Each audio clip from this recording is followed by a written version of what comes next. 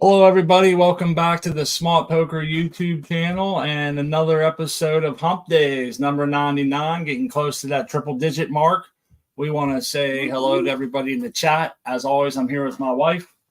Cheers, everybody. I'm Crispy Wannabe. Oh, I'm so sorry. glad that you're here. No, it's okay. I choked up before I could finish out your name there. Cheers. It's good to have the show tonight. It's been a rough week so far. I look forward to the Hump Days Wednesday show. It gives a little break throughout the week because we definitely need a break this week. Right on. First in, Small Tubes. Hello, how you doing? Sheldon, Dr. Leave Me Alone, Ganja Ghost. It's awesome to see you. The American one, Haas Farms. Smart has put the link up. Feel free to come on and show your garden or just hang out. Sometimes it can be a little, I don't know, nerve. Like if you got nerves or you haven't been on the show with us, we just want to welcome you. There's no pressure. We're friendly with good vibes. And if you haven't showed us your garden yet, please do. You'd actually be helping us out because a lot of people come on this show for the first time. And I gotta say, we went on Chad Westport's show for the first time. And I think Eagle and some of them other shows when we were early on, very, very nerve-wracking. But I wanted to do it. I wanted to jump in and show people and talk to people because of where we live. And this being Pennsylvania, you can't get your friends around here and trust them and bring them over or even really collaborate and let people know that you have a grow. So this is the jam we get right here, is to be able and we want other people to be, if you're sitting there watching our show and thinking, boy, I'd like to go on, but for whatever reason, I don't want to, my plants don't look great. Or, I've even had someone message me and say, I have a bit of a stutter or a lisp or something. And I was like, damn, man, do not let that stop you. Because that's not, no one's going to judge you and shit. We might. No, or you just may have stage fright because believe it or not, folks, I still get bouts of stage fright. But I just picture y'all out there naked and then it makes me feel. Does that actually work? I don't know. I get high. I find that it got a lot easier because we're not really special. A lot of us have that same exact thought process. We want to get to the same results. We're looking for the same thing. And regardless of what we do for a living or how many people's in our family, et cetera, et cetera, et cetera, we have that one common goal. And that's what our avatar is about today. I found that avatar and I thought that is so cool. And it opened up my mind to thinking about different aspects of growing and cannabis and how we share knowledge. And when I see that picture, it looks to me as if one person's trying to share knowledge with another person. And that's pretty unparalleled. Yeah, we learn a lot from this community. Always growing and always learning something new and just watching your plants grow. It's like every new grow is a brand new experience and another opportunity to learn something. And it's wild how many people we see. I see Decoy Bacon, Guns N' Ghosts, Nova, a lot of people that, we don't know what they look like. We don't know what they even really sound like. But I have a real place for them in my heart and in my life. And I've seen them for year after year, and we talk about the different things. And it's, isn't that wild how you can build, quote unquote, a bond with someone and never really talk to them or kind of know them. Right. Smut and I look forward to the day where we don't have to hide our faces anymore. No. Couple people hopefully, when we become legal here, of course, that would lay, some of those fears to bed, of course, that you're not going to be incarcerated or someone might not be turning you in or Pennsylvania, come on. I mean, there's big things happening in Pennsylvania legislation. They're trying to pass a law where you can carry a firearm even though you're a medical marijuana patient. And that's, to me, how it should be. Like, that's a no-brainer. It doesn't make sense any other way. Like, why would you take someone's, constitutional right away from them because of a plant that they need for medicine? You don't do that if they're on Percocets, and, it just doesn't make sense that if you're, I'm sure you all agree. if you're going to be using marijuana and you're being responsible, then you should be able to carry that firearm. That's your Second Amendment right. Yeah, I think some of it, and this is not me in any way sticking up for Big Brother or anything, but I think some of it is this is just like legalization of cannabis is almost an unprecedented event. Yeah. We have nothing else to look to that was illegal for such a long, long time. And then all of a sudden, just bam, started becoming legal. Now, people will say prohibition, but yeah, even that is over 100 and some years ago. You know, this isn't the same world as that we lived in with prohibition, you know? Yes, true. So, very true. So we have to kind of lay the groundwork as we go. And this is where it's important for real motherfuckers, excuse my language, babe, real people like all of us, Spartan and Brandon Rust and the people from Last Prisoner Project, to be in these people's ears telling the real deal, not having these big companies like True Leaf and Curaleaf going in there and telling our lawmakers, hey, listen, you don't want these clowns in your state smoking bad moldy buds. You don't want them burning their houses down. You don't want them dumping horrible toxins into the drainage system. Why don't you let us grow all the buds for them and we'll sell it to them at a reasonable price? Just don't let them home grow. And this is the type of shit that's happening. You know what I mean? And it's very disgusting. And it's happening. This is another thing I just recently saw in Pennsylvania. Maybe this could be our bitch session real quick. Sure. About PA law. PA. Yeah. Next it'll be the potholes. But so the next thing now what they're doing is they're really, really expanding medical aspect for people. And I'm gonna probably take one in the chin for this from everybody, but I don't really like that move. I think it's a move, and it's a move that's masked by good intentions. So what PA is doing and what they have been doing is just more and more adding things to the list that you can get medical cannabis for. It's up to a hangnail and anything else. And they're going to expand it again. And the reason they're doing this is because they want everybody to be under governmental control with their cannabis. This is their way of legalizing it and just making it available for everybody, but you still have to buy it from one of 5 or 6 corporations. You still have to pay $200 a year. As my wife said, you still can't own a gun while you do it. All these other things. But and not forget that one of the biggest risks is the DUI situation in our state. That you cannot operate you can't drive while you're high, which of course you shouldn't be driving when you're high, of course, but it's going to be in your system. We can smoke in the morning and a half hour later, an hour later, we've had our breakfast. We're ready to go out the door. We're perfectly capable of driving and we're not high. But if you got pulled over because the cop recognizes your plate from going to the dispensary all the time, then he can pull you over and test you and you will get a DUI if it's in your system, which I think is just ridiculous. They need to, hopefully as we move on in the future of this movement, which is pretty awesome that all these states are going legal and these are the right moves in the right direction.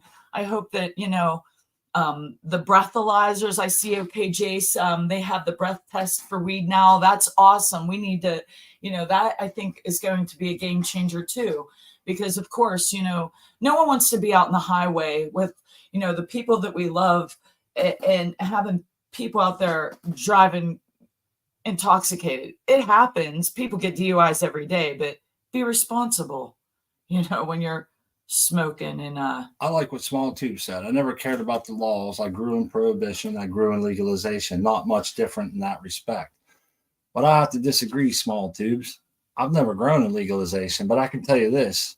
After growing for 7 years here in Italy, I feel like a fucking convict on the run all the time, dude. It really starts to weigh on me. The gravity of what would happen if I got caught. I'd lose my house. I'd lose my business. I would lose everything.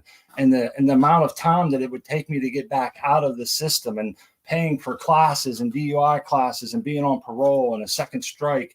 Nah, bro, I got to totally disagree. I give a fuck about the law. What I don't care about is a plant count. If they say it's legal to grow 6 plants and me and my wife are growing a couple over, I might pay a fine, but I'm not going to lose my house and everything else and be another felon over it, dude. It's a big difference. And plus, it really, I think, the weight of growing illegally is starting to fucking play on my mind, man. I can't have people in my house. I'm always worried about smells, and I do. It's like living on the run a little bit. Every night the doorbell rings and my stomach drops, man. So when people say it's no difference, I fucking tend to disagree at a high rate of speed. Yeah, I think when it does become legal, the biggest thing is, like Smart said, the smell. We can't have just anybody in our house, and it's always at the back of my mind. Can they smell it? Like, because sometimes I've been out of the house all day. I step on my porch and I swear I can smell weed. I wonder if it's in my head. A breeze goes by, I can't smell it anymore. And, it's not legal here. It's not legal here. And it's just, if I could grow and not have to worry about the smell and what my neighbors are smelling or anybody coming up on my porch, or, that's going to make a huge difference, which, that would be a game changer. For one, Smart and I could grow in a different part of our house, and it wouldn't matter if we're not worried about the smell, and we can just vent it outside. Well, that's another thing. I hate to complain to my friends here, but these are some of the few people that actually understand what goes into growing, the amount of smell that comes from a grow. Most of these people have grown in prohibition and know what it's like, And if we had kids and shit, we wouldn't even be able to do this because they would use our kids against us, and we'd have to grow off site. It would probably almost be impossible at that point. The Major General is asking how many carbon air filters that we have. We run one for each tent, and I got to say that they really do a good job for about 3 grows. But when you got to open up the tent and it can pour out, it does pour out. I mean, how do you guys contain the smell if you have to like a room where same as we do? Like nobody has any secret ticket. And that's the shitty part about it. That's why the skunk got bred down to the smell less smelly and shit, And now that it's legal and you want that smell, it's been bred out of it. Yeah. Plus, like, being legal would bring out the joys of those smells. Cause I'm thinking, it's a shame. It comes to, like, my mind is like a damn shame that I have to cover up those awesome freaking smells that bring just good vibes and good feelings to you. Now, not everyone. If you got a really stinky girl that smells like toe cheese and meat breath or whatever. I mean, I've had we've had some smelly girls that I simply did not like the smell of, and Smart was like, "Oh, I can't believe you. That smells pretty good." But So for the majority, I really like it. It's like a potpourri. I'd have it all about myself. I can't wait until it's legal worldwide and we have perfume that is like, your favorite smelling, like Tutti Frutti, or I don't know, your favorite smelling bud. Different perfumes that are I'll say this, the Major's on to something here. He says 1 per tent, that's not enough, 2 times that. My first thought, Major, is that's gonna crush your exhaust capabilities, cubic feet per minute, if I have more of them in line, because they really bump down. But I don't know how that works. Maybe I'd have to ramp up. But this does bring up a good topic of and hopefully the link's still up there if anyone wants to join.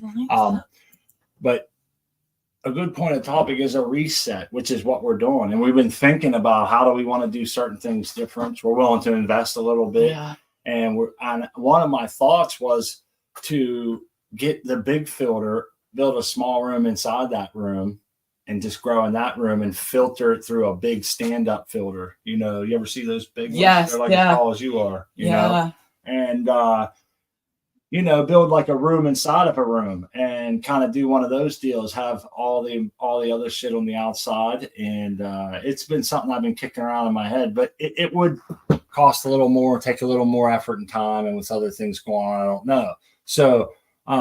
That's a good question. How many times have you guys reset your room? Because I know this will be our second time, at least here. Here, yes. Twice at the other place to get everything just how you want it. And it's always a work in progress. Well, with our open room concept, though, when we lived in our old apartment and had that open room, it was always evolving, really, with Smart and I took cardboard and put Mylar on cardboard panels and kind of like build it up in the center of the room. We have some old pictures, maybe Smart can pull one up later, but that was always, evolving, changing. We went from the high pressure sodium lights to the LEDs. And so we got reflective walls. Yeah, we put movable reflective walls up. We was always doing different things, Yeah, but once we moved here, it has been basically, we only can move the layout of where the tents are. We've tried a couple different places to get a good flow of where we can, do our chores in there and not have it so hectic and have a lot of space to do those activities and things when you're going in and taking care of those plants, because you got to have the space to do it. Yep. And having those 4x4 tents, it's they take up a lot of space. Having two of them in a room doesn't leave for much. There's a picture of me and Kitty and a couple auto plows in the whole room. Yeah. I love that space. It was wonderful. It was fun. We hung out in that room with our plants. Kitty always had a good time in there. And, we could walk around them and check them better. We could do, I don't know. I just felt like it was easier to get airflow across the room than in a tent. You didn't have to. There's so many reasons. And I think they're all very evident to anybody who's had to grow in a tent, Oh, yeah. Yeah. Just advice to anybody that's looking to get the 4x4. If you have those side panels, I can imagine they do you so much justice as far as getting into the back plants, checking them over. Here's one thing I'll always do is all right, people, maybe it may just be, let me explain this. I want to get a better air moving through my tent. And I think everybody uses a 4-inch intake and a 6-inch exhaust on a 4x4, but I say that's bupkis. Maybe I use AC Infinity, but there's often I find myself running 7, 8, 9 and high to keep things in check inside that tent. So I think with having a filter over the intake, so and different things have caused it to not have the suction. I would recommend maybe 6-inch and 10 going out, or 8 or something. That way you would still get your negative pressure, and you could run your exhaust on 3 instead of 7 and get the same movement of air, and I think that's important. That's one place I wish I would have overbuilt my grow, was in moving air through there. I think that's absolutely important. And if you get drastic times, you may need drastic measures, right? Yeah. But yeah, we did a total switch up, just moving when we moved from one house to another, just the differences that was pretty much just across town. Thank you, Midwest. Those autos were fun. And you know what? Smart and I are shutting down so that we can, we're taking the carpet out of that room. We're maybe changing the way we get into our attic. So, we're going to be making those type of changes to the room. And then we're going to be building those platforms so that we can have a auto drainage. So we're getting rid of those, just the way that we were doing it, which we had gotten shelving from Lowe's, our local Lowe's home improvement center, and have them just propped up with trays underneath. And we, have to empty those trays manually, and that can be a pain in the ass. So I'm looking forward to that change in our garden coming up. Yep. Me too. So we're going to do the auto drain, and then, eventually do the fertigation. Smart, what's the plan when the power goes off? I presume you're in week 9 growing the funk.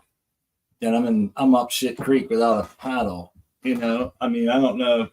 You're right. That's a problem. I don't have a generator. and definitely don't have a generator that hooks up directly to the main downstairs. And so I'd have to probably run. I should have one. How many times I said I need one? Oh, I know. We've kicked about. We do need to just save up and do it. It would be smart. That's like something that we can put it against our business too. If we want to, we could always use it as a write-off for the business. But I just have yet to go out and make the leap. I want one of those little Honda ones. They're badass. I forget all the particulars, but my old man had one for a long time. Probably still has it somewhere. But it's always good to have that. Yeah, and you never think about that because it comes up, but then it just like slips to the wayside, and you're thinking, but when the power goes out like that, and you're in week 9, you're really. Not to mention if you have a freezer full of meat and shit, man, Well, yeah. You don't want to lose that either. So you usually, though, I mean, we're lucky, but it snows a lot here in the Pittsburgh area. So, and with the wicked weather that we get here, power can go out. We're lucky that it doesn't normally like go out for more than a few days here. And we've been lucky enough that it for a few hours tops, but it's nice to plan for those times when what would happen if something that couldn't be fixed within a matter of because our neighbors suffered by having their power out for days. Mm-hmm. So you're right, it's good to be prepared for that. It would be so moist and wet in there and stinky and just yeah, you could lose. We've never lost power for more than a few hours, 4 to 8 hours tops or something. Like I say, it's nice to have a generator that can run at least some stuff. You want to run your refrigerator, your freezer, depending on what your heat and shit runs on, you might want to have something for that. But if you want some extra for your grow room, you got to figure that wattage out as well. And you might be surprised at the size you need. Surprise, surprise. I always wanted to have one of those Generac backups, man. They're just built outside your house. They're online, ready to go when you need them. They're diesel generated, I believe. And sweet. Yeah, they're nice. That could be definitely like if you to build your dream grow space, you definitely like I would say they gotta be like 15, 20 grand. I might be way off, but I would say they gotta be something like that.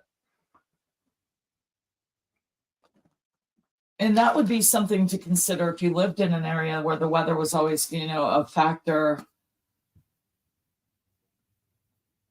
Depending, but yeah. The other part of it is I think it's probably most important to have at least to have some environmental controls. You can easily put a small light in there if you want to, to like keep that going. But I think it's more important to be able to handle the air conditioning and or dehumidification, and a couple fans. Oh, yeah. So if you're factoring in shit in your grow space, I would say prioritize those first. I'm sure some people will agree.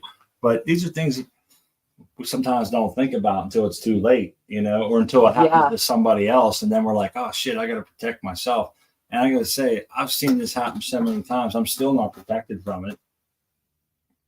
I always have excuses, right? Life gets in the way. Yeah. But I mean, like there are things like if you have a small generator that can only handle so much equipment, like one place you could cut would be like a light. Like as long as there's photosynthesis happening, it doesn't have to have like the full payload of light. Am I thinking that correctly? It's nice to give them something. It's nice to have put a hang a lantern in there if you have to, something to keep them on a nice circadian rhythm, Right. And, right. Because continual darkness can be very stressful. And so you want to get something on them and keep that circadian rhythm, but it doesn't have to be super all of your wattage going to that. I think that's probably one of the lesser things, especially for a short period of time. Right? They can go under subpar lighting for say 3 or 4 days, but you wouldn't want them sitting in 100% humidity for 3 or 4 days. No, that's right. You have to prioritize. 120 degrees for that many time.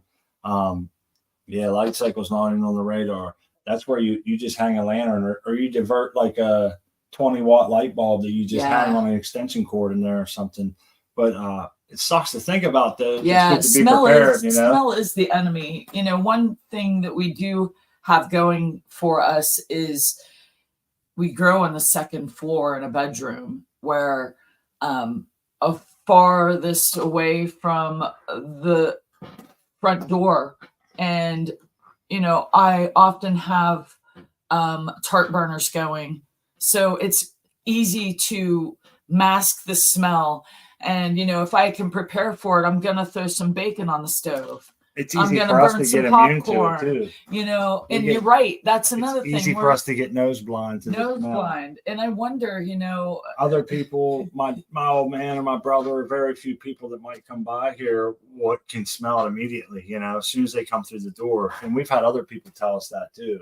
That it's the rare occurrence that we would get like a cousin or something stop by. They could smell it. They were cool with it. And I don't know if they knew we were growing it. They just said, like, I can smell weed, Yeah. And I'm like, yeah, I've been smoking it all day. What's up? That's what I do. Yeah, me. Yeah. Yeah, we like to smoke it.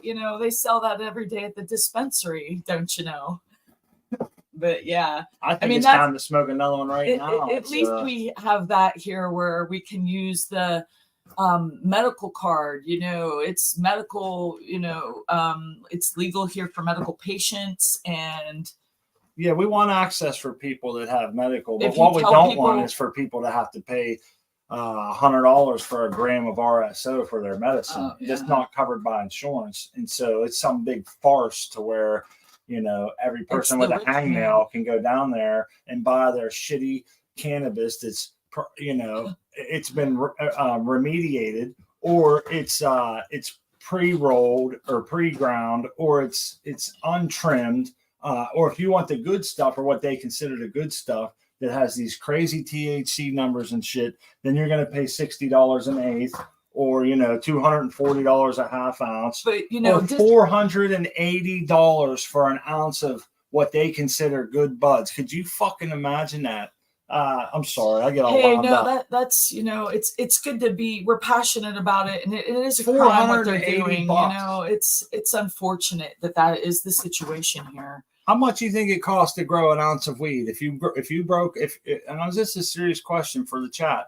There's 48 people here. If you're growing all year round, because we all know that in some seasons cost more to grow because they require more environmental control. So if you add it up a year, I think it's the only way you can get a good round number.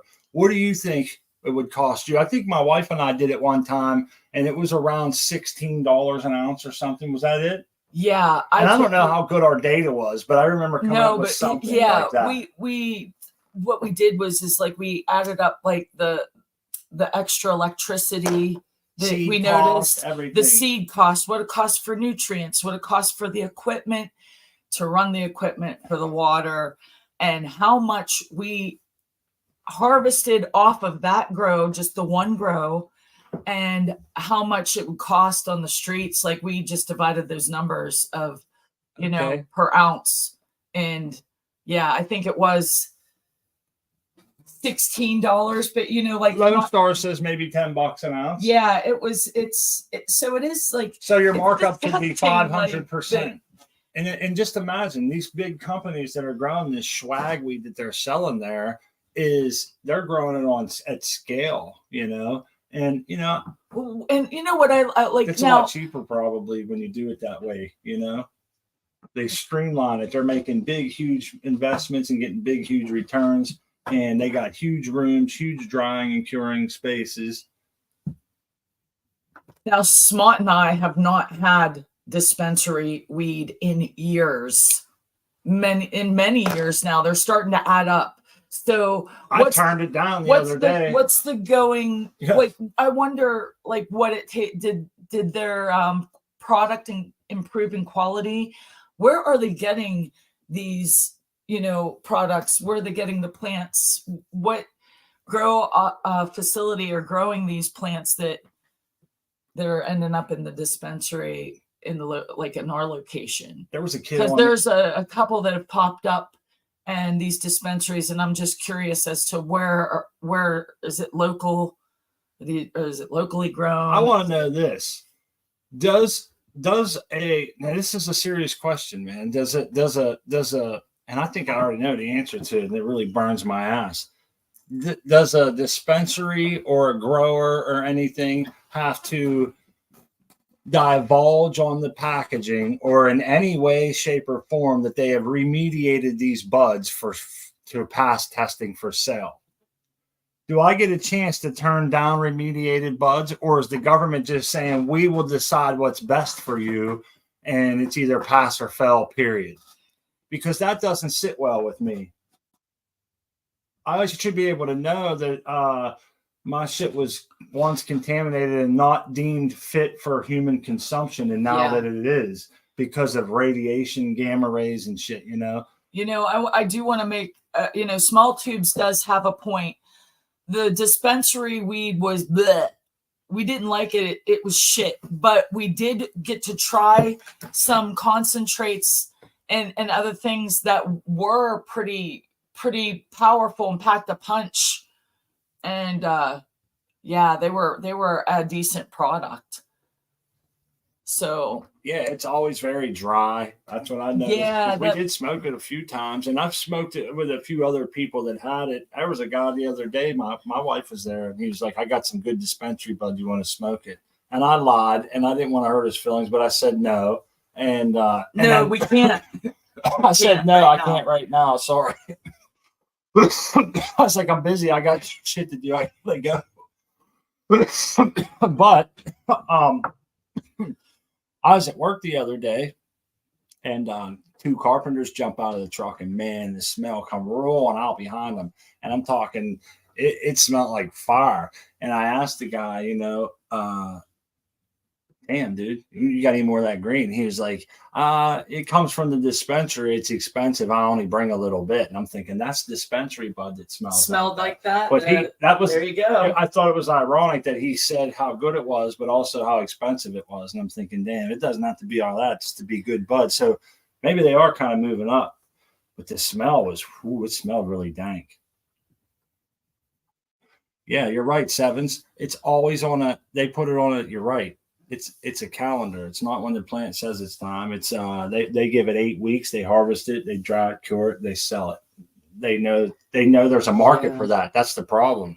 That's what I'm curious as to where there's a market cannabis for is generated and how they're growing it and what thing that are they skipping steps that are important? How are they growing? It's unsuspecting buyers, unsuspecting consumers are how they what get are away their with it. operation practices? Well, not that it matters, but some of it does, of course, but you don't want anything sprayed. I want to know where my cannabis is coming from. I would want to know. That's why, we're going to be breaking the law here because we don't want to trust that. What are they doing to it before it gets to the dispensary? Hey, let's take this to the other side of the coin. Right? And I'm sure we've had the product off the streets was no better, and we were smoking mold and pesticides and all kinds of shit. Let's take it to the other side of the coin. So we as consumers, right? I think that's everybody here. We don't want to smoke anything that has, been sprayed with pesticides and shit like that. So you want a certain amount of testing, right? To make sure that we're not buying garbage buds. So is there a place for, there's got to be a place for some hand in the cookie jar, I guess I should say, right? Right, for it to be tested, for it to meet standards. And so it's, I can't say it's absolutely crushed and ruined by the government. I don't want people to think I'm one of those anti-government people, because here's the thing. I haven't had a waterborne illness ever in my life, thanks to the government. I haven't eaten a rotten piece of meat lately, thanks to the government, and a lot of other things that they do that are good. So I don't want to sit here and just be Mr. Conspiracy anti-government, but when it comes to this cannabis, it really is. It's there has to be a medium happy ground there. We can't just have any Tom, Dick, and Harry out there selling buds on the corner that he just sprayed down with some nasty neem oil and pesticides and everything else. I get that, but at the same time, you got to have better than what's out there. I'm curious to see how it moves forward because there is no precedence for the legalization or something of something like this. They're taking their good time. I thought it was funny. Someone had mentioned they keep saying we need more research. We need more research. But when it was time to outlaw it, they didn't do any research. They just simply boom, boom, boom, moved it right through, outlawed it with no research. But now they want a ton of research to bring it back, and all the research is pointing in the direction that they don't want to see. So they just keep asking for more. It's called searching for confirmation bias. They feel like they want enough research until they can find enough negative ones to say, look, Yeah. What more do you need? I mean, ask anybody like Spartan's family member who got cured from their disease, stage 4 pancreas cancer, and all those different stories that we've heard over the years, and the ones we haven't heard. What more do you need? We're just going to keep on growing no matter what. Like, we're going to just keep growing illegally. We're going to try not to get caught. Oh, yeah. The biggest risk we take is what we're doing here with Yins right now. Right. Here's a good point. You're right, Sevens. It's not a perfect system, and there never is one. But, it's like more times than not. And I think a lot of that Troy, Michigan was just from greed, people that were greedy. Yeah, like rules everything around me. Yeah, they kept cutting corners so they could make more. I don't know the whole story, so shouldn't comment. But I pretty much what I heard was it summed up to greed, and they wasn't doing what they needed to, and it ended up costing them big time, man. And that's unfortunate. But it's good to put that on Front Street so that other municipalities and places know that you just can't do that. I mean, that's what government's there for, the FDA, so we can get fresh meat to our kids and fresh milk that's been pasteurized correctly and shit. I get that, my point behind it is that I'm not some anti-government, No, but we're mad at our government come on, Germany's legal now. What the hell?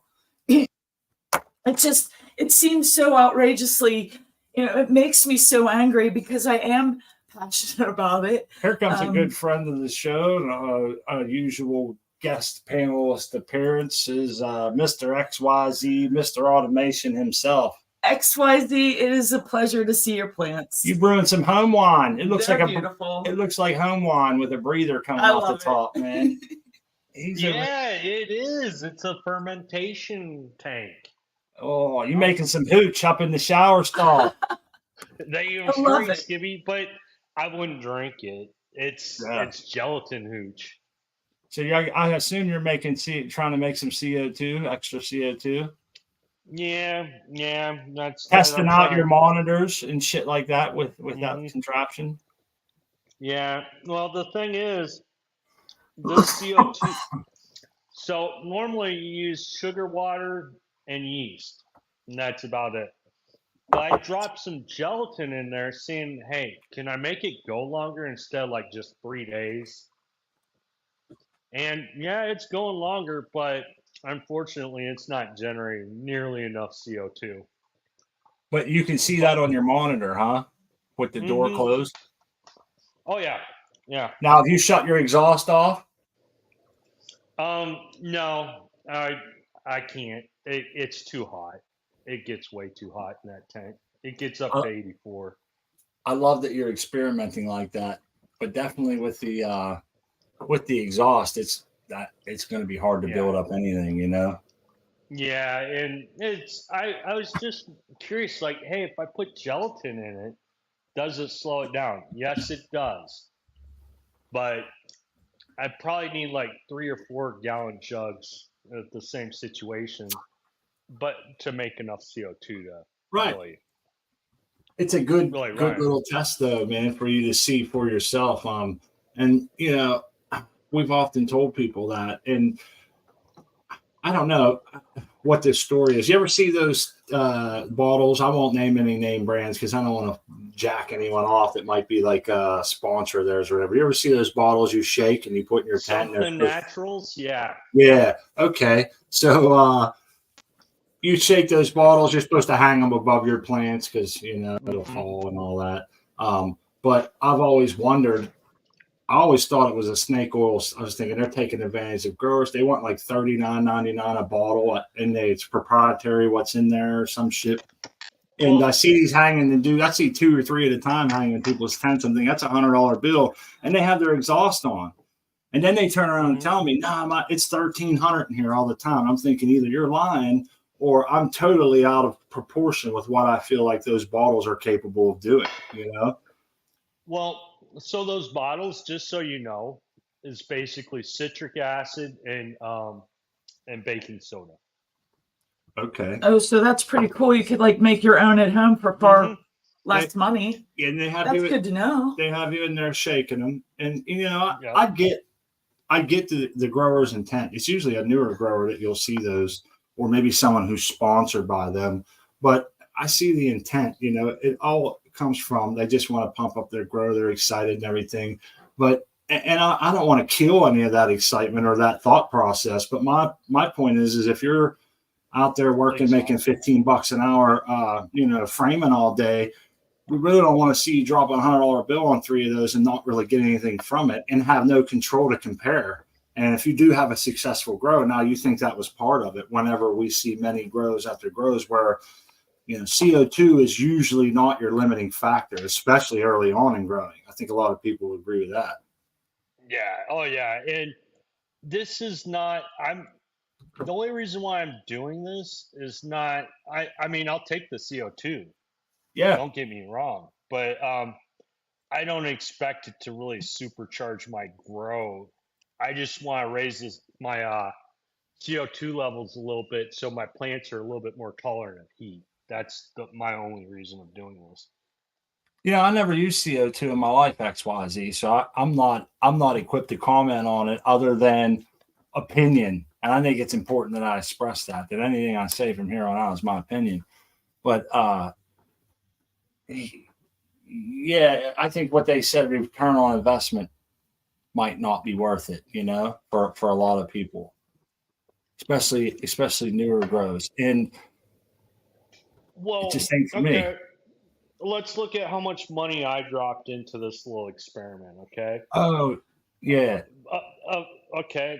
A 5-pound bag of sugar, that was $5 or $3.50. Some yeast, a bottle of yeast, which that's expensive, $8. And then a gallon jug I was going to throw away, a little water bottle that's been sitting in the bottom of my cabinet forever, and a little bit of tubing. So I'm not into it that much. And, that little jug's going to make about two pounds of CO2. So, most systems you look at for CO2 generation, you got to buy the professional, the tank systems with the regulators. The regulators are dirt cheap now. They're like $45. But then you need the tank. The tank itself, a 20-pound cylinder, you don't want to get the 50 because they're too much of a bitch to lug around. But the 20-pounder, that's $180 for the tank. And then each time you fill that tank, it's $30. And if you can't seal the room, you have to exhaust it. You're basically throwing that $30 out the window. You might as well just light it on fire. You'll get more CO2 that way. Yeah. Here's another thing. Yeah. This is why I said I never used it, so I might be off here, but all the time I've been doing this show and just around the forums and shit, I've always noticed people run CO2 in flower mostly, only. Mm-hmm. And now I see people running it in veg and flower. And I thought that was pretty wild. I don't know if they do that on large scale, but I thought, it doesn't. We get the architecture built for flower pretty fast, man. I'm not sure if the juice is worth the squeeze in veg, but I never used CO2. Like I said, it just seems that way based on my grows. If they're really firing on all cylinders, you'd want to, depending on your plant count and your tent and everything, but you're going to be ready to flip in 3 to 5 weeks usually, if not sooner, depending on what you're doing. To run CO2 during that time, I don't know. I just feel like you don't really want a whole lot more, I don't think it'll get you there in half the time. Maybe I'm wrong. No, it takes the same amount of time. It's not, what you're going to get is you're going to get more biomass in that same. So running CO2 in veg is a thing. Is kind of what I'm saying. I'm doing that's something that's a normal thing now, or always was, maybe, and I was misunderstood. A lot of people. I mean, if I was to buy the equipment to run CO2, I'd run it in veg. I'd run it the whole cycle. Okay. Because I mean, you got a capital investment. I mean, the tank and the regulator and the CO2 sensor control, the controls, you're into it $500 usually. I'll say this: I wouldn't recommend someone in our situation, my wife and I, even think about getting CO2. I think if you have 36 square feet, or I'm sorry, 32 square feet, you can easily supply 2 people with normal atmospheric conditions, as far as CO2 and shit like that. Yeah, CO2 really, I mean, I think for profit. Well, don't you agree, XYZ? It's better at for profit. I don't know why I feel that way. I always equate that to like a for profit grow. Well, yeah, you pay $30, $40 for CO2 a month, and you have a system that doesn't exhaust to the outside world, doesn't dump the air. You have to have CO2 for that type of system, because you don't want to be. I mean, you're talking about smells earlier. I was in the car listening as I was driving home, and you're talking about how do I seal my grow room? I don't want the smells escaping. You seal the whole damn room, and you run a mini split in there, and then you have to have CO2. I like Brian 420. He's the analyst guy, and I always give. I feel like his word has a lot of credentials. So he's saying something here, and I'm not going to question it. CO2 gives up to 30 plus 30% yield, so 1/3 more. That's substantial, especially in a for-profit grow. And it says so in real life, that's what 15%. So he's saying, what it's really going to come down to. It might be in a perfect situation, 30%. So we'll say 15. Even if you gave them 20%, is it worth the trouble for home growers? And my question, to expand on that, Brian, is how much square footage would be needed extra to make up that difference? And would that be worth it? Would it be easier, cheaper, less labor, maybe, or something to just add like a 2x2 or a 2x4 to make up that yield? And sometimes that's splitting hairs. Everybody has to find their own way. It's just good shit to talk about while I get smoked up. Yeah. Smoke up. That's right. Oh, we definitely needed this. Hanging out with our friends and just chilling. It just makes me think about different things, I think if you can make the CO2 for like maybe $20 a month, then yeah, it might be worth it, because, a couple, gallon jugs and some water, sugar water and yeast, that's not going to break your bank. That's not going to cost you a lot. Now, you're not going to get the perfect levels. I mean, this thing dips. It depends on the temperature in that tank. If that tank temperature goes down, the CO2 production goes down. But that's what I want, because I don't want to generate a bunch of CO2 at night when the lights are off and it's cold in there. But once it heats up and as it gets hotter, it starts producing more and more CO2. I can see it on my, CO2 graphs. Then yeah, and I'm doing it more to mitigate temperature, because I'm running in the 84s. And once you start getting up to there, you need to start doing something. If you can't cool off the tank, I can cool it off by, bumping up my fans, like you're saying, to 8. But then it's noisy as fuck, and it's in my living room, and it just irritates me and everybody else in the living room. So right, that's a good point. Hey, I want to say hi to the chat. Sniff, Hoss Farms, Galaxy. I see our buddy Mountain Dan. Nice to see you. Appreciate you putting that up there. Keeper's Garden, welcome to the show and to the chat. They're mentioning a CO2 burner. I never recommend those because I feel they're dangerous. I feel that's another thing. If you have kids in your house, or if people are sleeping there and shit, I feel a CO2 burner is just not worth the danger that it brings with it. But I know some people have a setup where they probably can use it in a very safe and efficient manner. But I think that's few and far between. And that's just my own opinion. I wouldn't want one.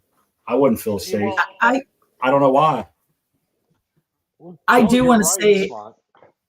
Go ahead, Crispy.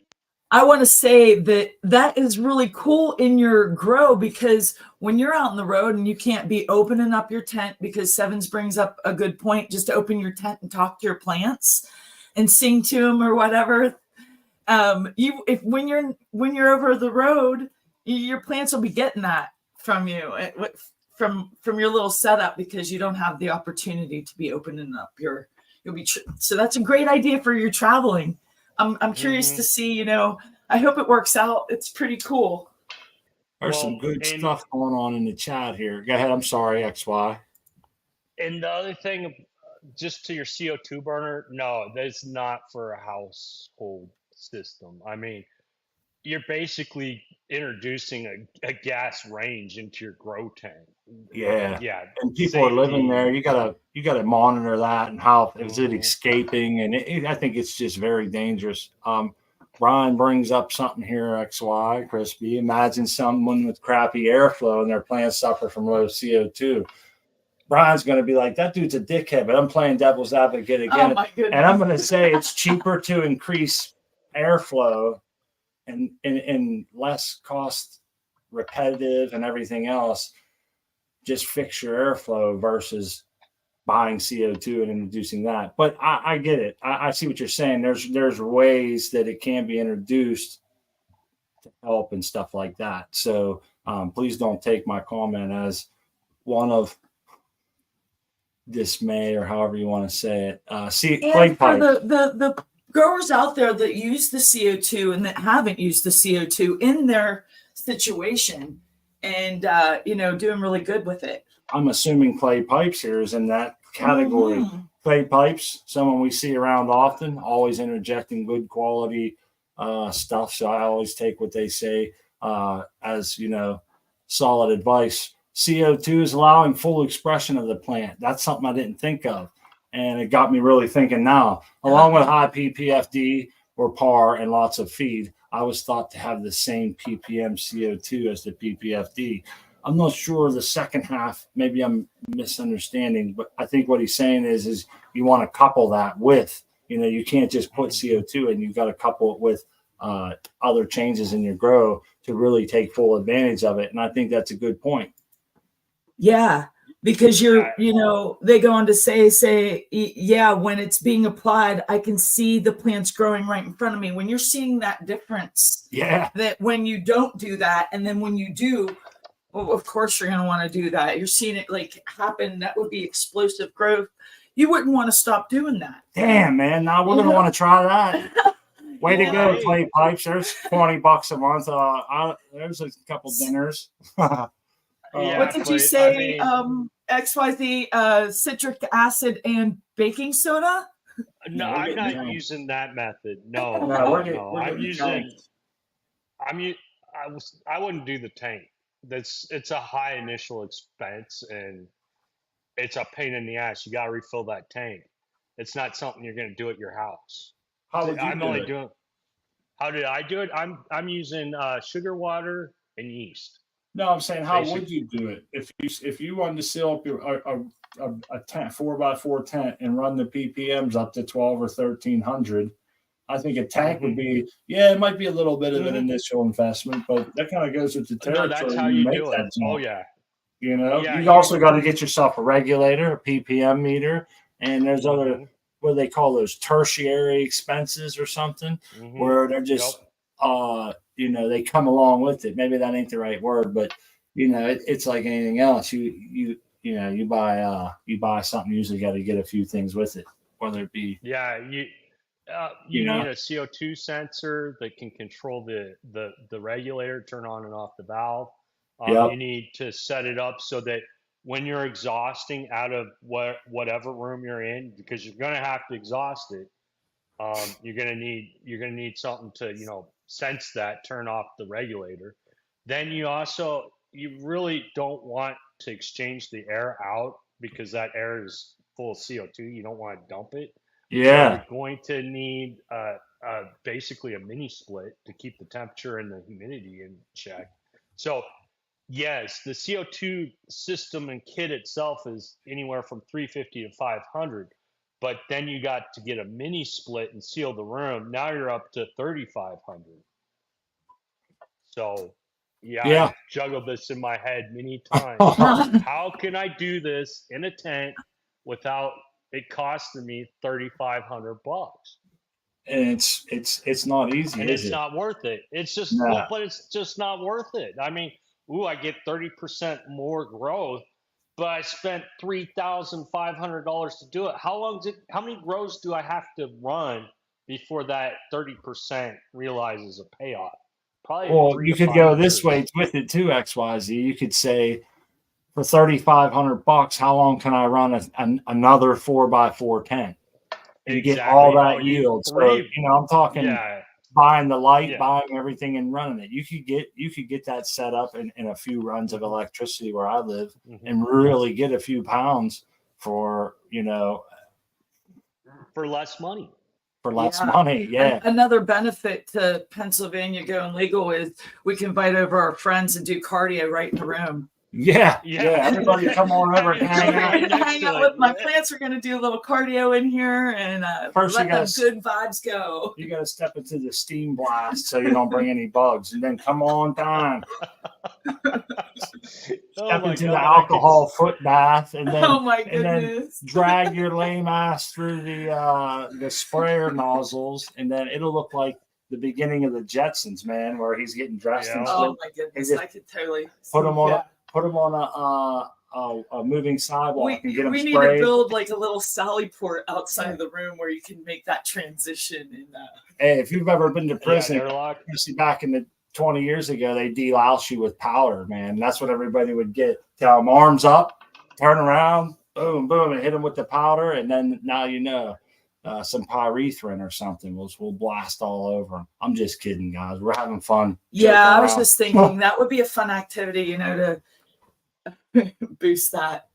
Yeah, it is situational sevens. I think that's I often think of things and I feel like that goes without saying, but he's right. That needs voiced. It's situational. Some people probably would find a great advantage. Like I think what he's referencing there is if you only have one small space to grow in and you got to maximize yield in that space.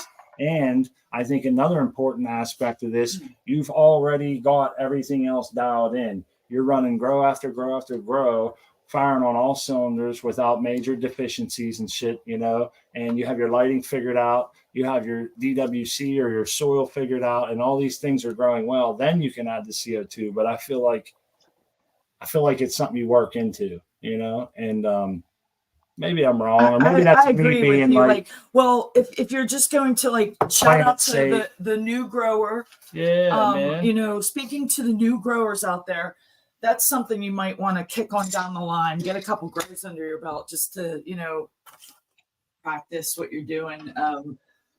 Hey, it's top of the hour. Now, if you're made of money and you have people coming in and building your dream grow and you're doing it like that, well, of course, by all means, I would be like, hell yeah. Of course. It's top of the hour smoke down. It's top of the hour smoke down. Yeah, let's find the bong. Where's my bong? I'm gonna roll up some of this. I love this Cali Kush, man. This has a wonderful flavor. Rolls up nicely. Good bud structure. Cali Kush. This is a cross of original California cross with skunk, right? Isn't that what it was? And it came from MSNL seeds. And it's one of my favorite strains from them. And it came out very similar in two different seeds out of the same 5-pack. And I guess that's, from my understanding, that's good. That means they kind of did some work and it's stable. You're getting the same thing from the seeds without having a clone. I'm not saying it's the same, but it's pretty close, right, babe? I think so. Sure. I like the bud structure on the other one a little bit better, I think. Yeah. We did like the bud structure, but I'm down. That could have been us too. That could have been us as far as maybe it was underlit a little bit in the corners. I don't know. Could have been. I mean, that brings up all kind of questions like we do every time. Some buds are great, but it seemed like there was a few more on these ones, right? On the Cali Kush that had the a looser buds. Yeah, they both like we They got repeated the big. Ghost Train Haze and the Cali Kush, and both different experiences, but also different environments, different, just different altogether, because we hand water and there are dry backs and there is a little bit of neglect and abuse, but I'd grow them both again definitely, for a third most time. definitely. And I don't really grow shit twice. I'm curious and want to grow the GMO again, because our first experience with that plant was, it was beautiful. It was a great trim, but I didn't really care for the bud. It was not the greatest. Man, people's spinner bell. See you later. I think Brian 420 had to go. Looks like Jay Patrick says see yous later. Thanks for coming by, Jay. Enjoy your dinner, buddy. That's awesome. Have a good dinner. Yeah, I'm looking forward to eating. As soon as I'm like starting to get hungry, thinking about cookies. Galaxy saying they're smoking some sweet tooth. Oh, that sounds good. Something nice and sweet. Yep. Oh yeah. But your plants look nice. They're not like they look sturdy now. XYZ. They're sturdier. They're not.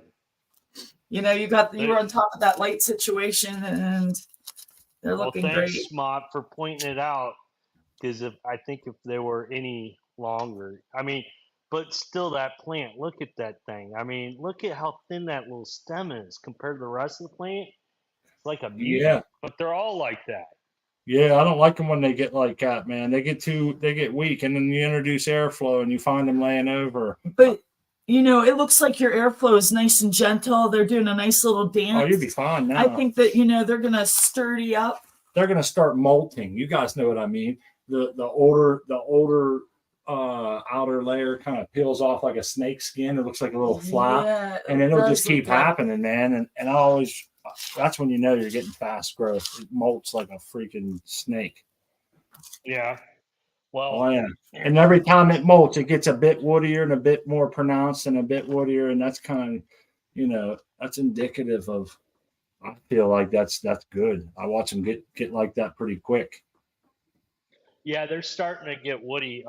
But here's the thing. It's day 12 on their 28-day cycle. It's almost time for flip day. Okay. Now, are these plants on a long day? Yep.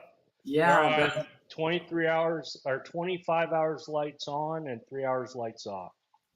Wow. And how many? See, that's the thing. We can't go by days now because he's extended the days. So if he says 10 days, that's really like 14 days or maybe 12 days or something, right? So it's calendar day 15, so seed wet, but it's actually grow day 12. So every 6 days, basically, since the day is 4 hours longer, you lose a day or gain a day, or I don't know. You lose a day. You lose a regular day. Yep. Every 6 days. Yeah, it's a little tricky. It's tricky. It's tricky. Hey, so you're going to flip them soon to what I presume to be 13-13. What are you on? 14-14? What's it going to be? 14-14. That'd be 28 hours. So 14-14 is now. Are you ever going to be? Let's play this tape all the way through in our heads. All right. Are you ever going to be trying to push the envelope? Say this works. Next run. Look at me. I'm going to have him herming his plants. Next run. Don't say that. Next run, you could do like a little bit 1 hour extra of lights on. Do like that. You know what I mean? And see if it increases your yield or if it'll work. For some reason, XYZ and everybody else that got your ears on is I feel like because you're doing a longer day and that it would be less affected. It would be less affected by it. Because when you have a 12-hour, 1 hour is a much bigger chunk than if you're doing, say, 4. Does that make sense? Yeah, no, makes perfect sense. And what I've been reading, I haven't found any documents on people doing this with cannabis, but with other plants, what they found are their results were they could go 16 hours lights on, the rest lights off on a 28-hour day, and it would still flower. And it made for bigger fruits or flowers. Oh. This is the type of shit I was thinking about, man. Can you walk that through one more time for my mind?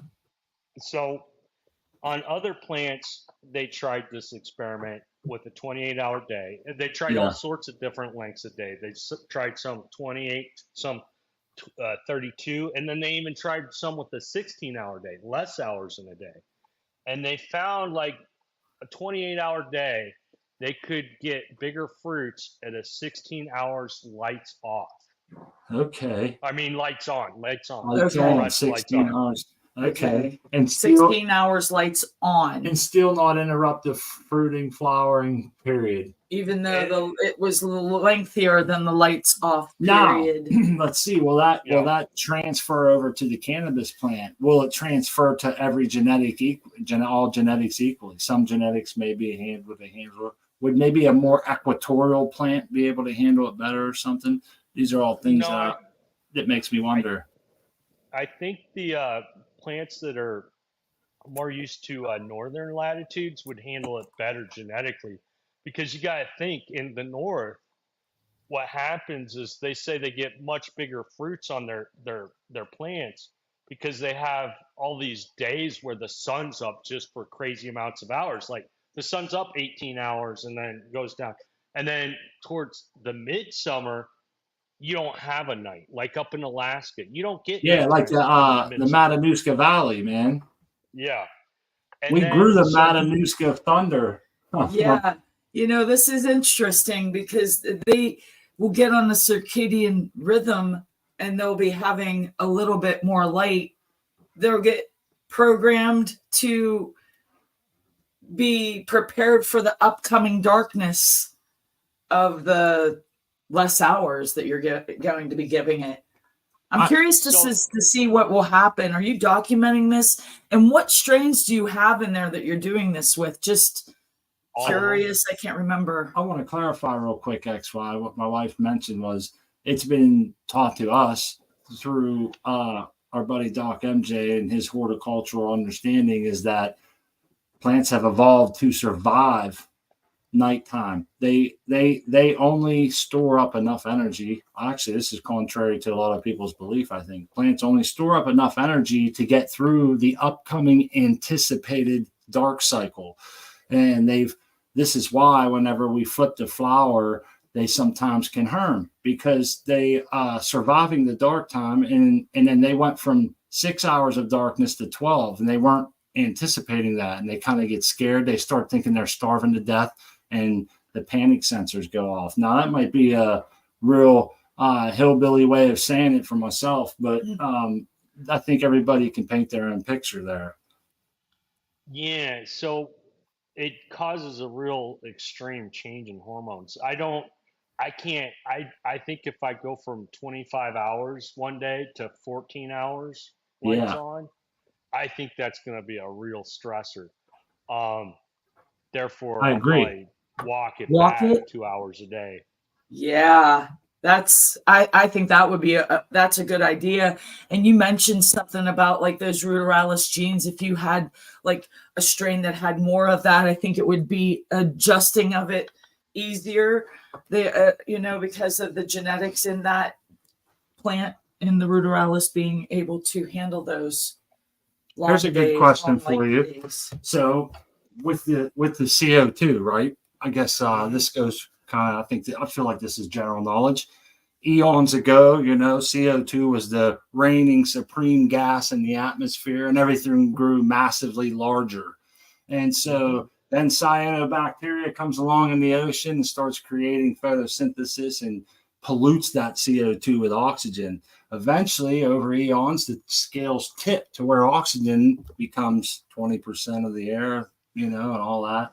And that's the going rate today. And that's what we all learn to live on. So in our plants, they still have the genetic code to grow with a high CO2 atmosphere, and that's why they grow bigger. So we're okay, yeah. You know what I mean? Yeah. When you say that, I just think of like prehistoric cannabis plants that are like 80 feet tall. So here's my question. Where do we get off as people? And I'm pretty sure that the day has not changed drastically like the CO2 in the atmosphere. So the day length has pretty much always been the same. Where do we get off as people thinking we can create some kind of artificial long day? Never in the history of the cannabis plant would I have encountered that in nature. Am I wrong? Yes and no. Up north, and this is why I think you have the ruderalis plants and stuff like that, and some plants have evolved to not work off the light a photoperiod cycle. I think that's why. Because you got to think about it. If you're up north in Alaska, your days are really long, and then all of a sudden they come crashing down real quick. It goes from it's light all day to it's dark all night in 6 months. True. So I think plants have evolved to deal with that. That's why you have the ruderalis genes. But remember, those plants were very runty until they started crossbreeding.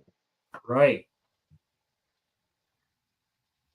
So, I mean, I think plants adapt, and I mean, as far as like a 28-hour day versus a 16, I don't know what that does. I mean, that's why I'm trying it. Well, I think, hold on, maybe I'm confused, because no matter where you go on the planet, they would never experience more than 12 hours of daylight without having less darkness, and vice versa. You're always giving up one for the other because it's a 24-hour day period, whether it stays dark all day or not. You can never have 14 hours of sunlight and then 14 hours of darkness. Nowhere on the planet at any given day, at any time in history. What was that? You can't have what? You could never have 14 hours of direct sunlight, followed by 14 hours of direct darkness. Ever. Yeah. You know what I'm saying? That would never happen, because if you had 14 hours of darkness, then you would only have the remaining of 24 in light. And if you had like 20 hours of darkness up in Alaska, you would have 4 hours of light. You would never have 20 hours of darkness, then 20 hours of light, at least not consistently. Maybe one day on some weird wobble, No, Does it make sense?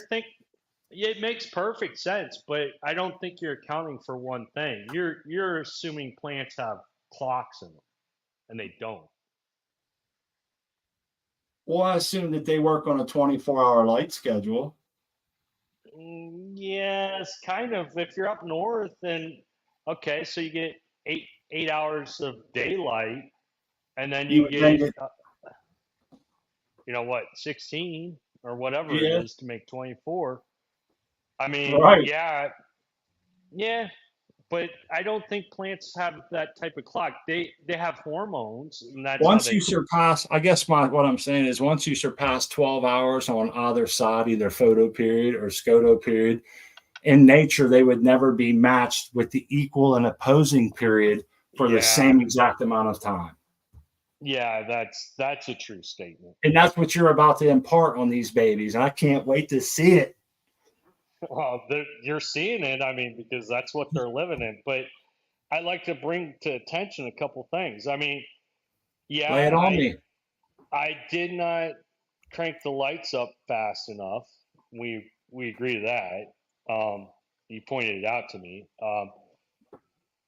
Is that why they're so spindly, or is it because they're under 28-hour cycles? I think it's because they got an early start under subpar lighting, and they kind of get tall and lanky like that. Now they're putting their growth, but they'll harden up, man. I can already see a difference. I mean, just a day ago, like but I'm not sure how that long of a lights on period. I mean, I guess it can only help as long as all your parameters are correct. I don't see how it could really hurt.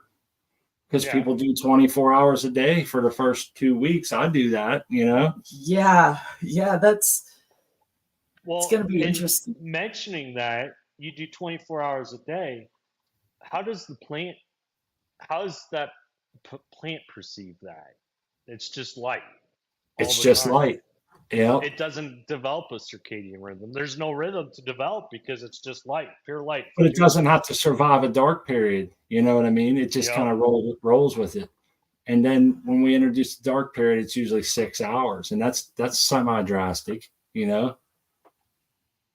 Yeah, I don't usually cut my lights back like that, but We go from 24 to 18 and 6 to 12 and 12. And, you know, most genetics, I think if people do them right, they're fine with that, you know? Oh, yeah. It doesn't kill them. I mean, and what doesn't kill a plant only makes it stronger, it seems. You got more than one tent going right now, don't you? Mm-hmm. How's the other one doing? Oh, they're a lot younger. I'll try to get my camera over there. I had to use my USB extension cable for one of my sensors, so it's kind of pain. They're not as big, but they're about a week behind because they started a week behind. Let's get it all set up here. They are smaller though.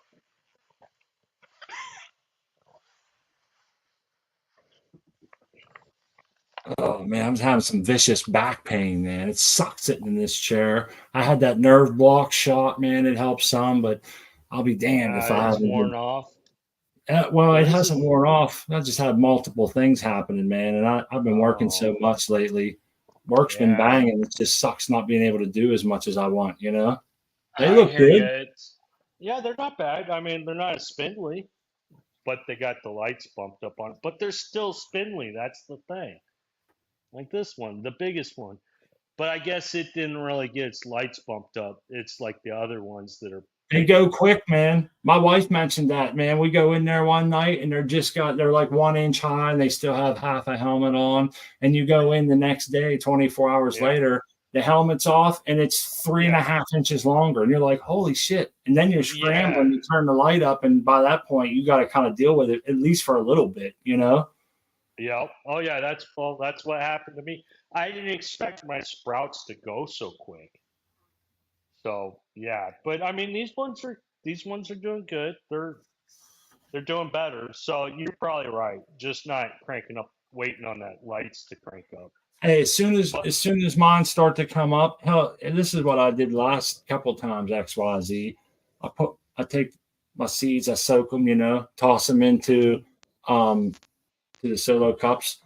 Put the solo cups in there. I might wait 24 hours, but then I'll just turn the light on because especially if I'm not going to be home, I'm thinking as soon as these things open them up, I want them to see 350, 400 ppfd, you know, and that keeps them, I don't want to say squat, but it keeps them at a normal growth rate where they can easily handle their nodes that they're growing and a little bit of wind, it seems like. And when I'm able to do that, I really feel proud. And when they get tall on me, I'm like, son of a bitch, I hate propping them up and shit, you know. I feel like somehow I let myself down there, you know? Yeah, I feel like a failure, damn it.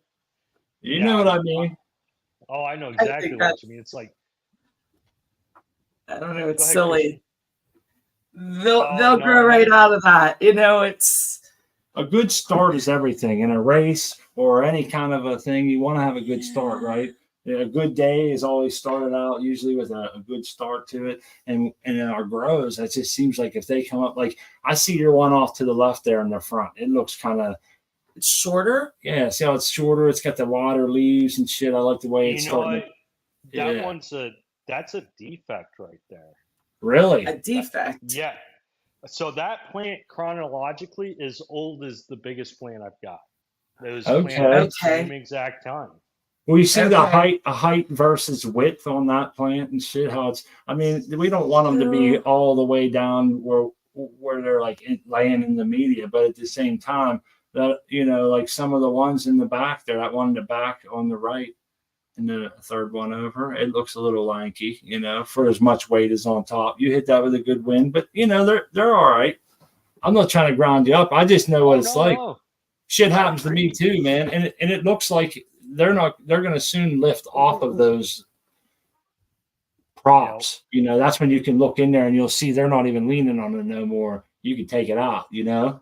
That's when you got to get in there and whisper sweet nothings to them and sing to them and tell them, come on, girls, you got to get in line here. Well, this one had a prop. It doesn't need it no more. So, yeah, it happens. Your plants are Get out of there, beautiful. fly. But that short one, what do you think happened to it? Do you think because it's so far behind the other plants? No, I know exactly what happened. What have you know? Oh, I did it. I caused it. I was scuffing the seeds up, and I couldn't find my roll of sandpaper, so I had a little block, and I over scuffed it. The seeds started coming apart. So yeah, it's rusty for a reason. Hey, but that's pretty cool that it survived and now it's a growing plant now. So I'm curious as to how that'll progress. I wanted to cull it, but then the inner crispy in me said, don't do that. Let's see what that plant does. Hell yeah, I love it too. And I'm so curious about it because it survived that. Now, what is it going to do? Just what kind of smoke will it have? Like, how are those early life stressors going to impact down the road? And I would be hella curious too. It would be in my garden. I'd be like, please, Smart, can we just put it in the corner? I'll take care of it. I'll run. I'll make special water. I'll take care of it. Hey, our buddy in the chat here. Our buddy in the chat is saying, so I want to hurry up and mention this before it goes by to Galaxy Roge. I'm sorry, Roge. And they're talking about T5s. And we used to use, for years, we used the T5 for our small plants for the first couple weeks. And I loved the way that the T5s, it was a Hydra Farm EnviroGrow T5. It was a 4-foot 4-bulb. And we ran, what was it? 365 Ks and one 3000 K in there. So we had one red and 3 blues in there, and it made the prettiest green. And we wrote it as close as we could get it to the plants without them touching it. And sometimes it often required us raising it early on. We had to raise it once a day or something. It was every day. Because they would grow an inch or two, it seemed like every day. And it was just, I love the T5s. And honestly, I pondered going back to it. But the reason that I got rid of it is because it was 216 watts. And I can create the same amount of usable light for less than half of that these days with an LED. And with the less than half the wattage. So I kind of switched. But I got to say, there's something about having that light right up on your plants, the way it just, I don't know, it's something about it. I can't figure it out, and I really like it. But on paper, it seems like it shouldn't be better. Well, if you tuned in on this past Humpdazed and Confused show, when Hillsgrow came on, right, he had that room, that tent that was so beautiful green. It was just amazing. The color and the vibe coming off of that tent was, and it really took me back to what, like those old grows when we used the T5s, and they did like grow this beautiful. And the 465 Ks, I think it was a 65 or 365 Ks and 132 Ks what we ordered. And it was that T5 light along with the high pressure sodium light that we gathered the data, on the electricity and calculating how much we were spending on homegrown cannabis. Right. And it was 16 or whatever that, I want to say $16. Something like that, I believe. Between the heat, air conditioning, and so. My system keeps track of that. Yep.